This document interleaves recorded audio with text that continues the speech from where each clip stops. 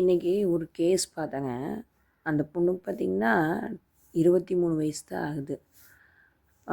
அதில் நீங்கள் மவுத்தில் பார்த்தோம்னா பயங்கர ட்ரைனஸ் இருக்குது. நான் சரி ட்ரைனஸ் இருக்கிறதுக்கு காரணம் என்ன, இந்த ஏஜில் நார்மலாக வந்து ஏஜ் ஆனிச்சுன்னா எச்சில் சுரக்கிறது வந்து குறையும். இந்த ஏஜில் என்னென்னு சொல்லிட்டு நான் சரி ஆர்ஓ வாட்டர் குடிக்கிறியாம்மா அப்படின்னு சொல்லி கேட்டங்காட்டிக்கு ஆமாங்க அப்படின்ச்சு. வயசான டைமில் ஒரு 60 வயசு 70 வயசு அது மாதிரி வர்ற ட்ரைனஸ் வந்து மவுத் ட்ரைனஸ் வந்து இப்போவே வந்து இருக்குது ஆர்ஓ வாட்டர் குடிக்கிறதுனால. அவங்களுக்கு கேட்டுட்டு தான் அப்புறம் இது பண்ணிச்சு.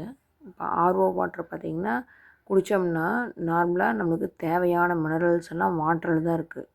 அந்த வாட்டரில் இருக்கிற மினரல்ஸ் எல்லாமே அந்த ஆர்ஓ சிஸ்டத்தில் இருக்கிற ஃபில்ட்ரை வந்து சுத்தமாக ஃபில்ட்ரு பண்ணிடுது.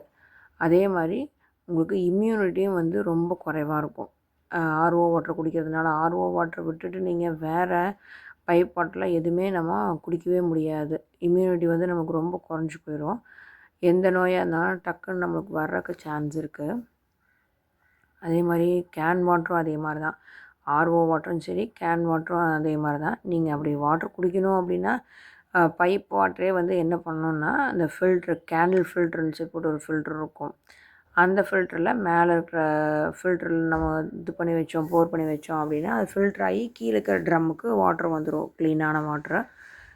அதோடு சேர்த்து நீங்கள் பார்த்திங்கன்னா இதே பைப் வாட்டரே வந்து தேத்தாங்கொட்டைன்னு சொல்லி போட்டு ஒரு கொட்டை இருக்குது.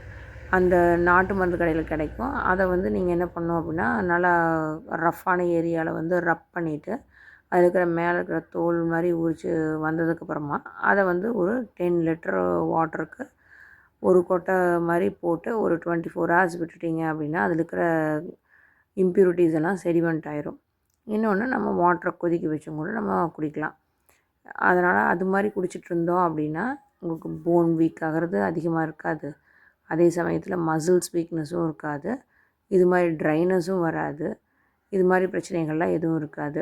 நார்மலாக வந்து ஒரு 10 இயர்ஸ்க்கு வந்து ஆர்ஓ வாட்டரில் நமக்கு வெளியே பிரச்சனைகள் தெரியறதில்ல. 10 இயர்ஸ்க்கு மேலே தான் தெரியறதுக்கு ஆரம்பிக்குது. நீங்கள் அப்படி பார்க்கும்போது 10 இயர்ஸ்க்கு மேலே ஆகும்போது இது மாதிரி போன் பெயின்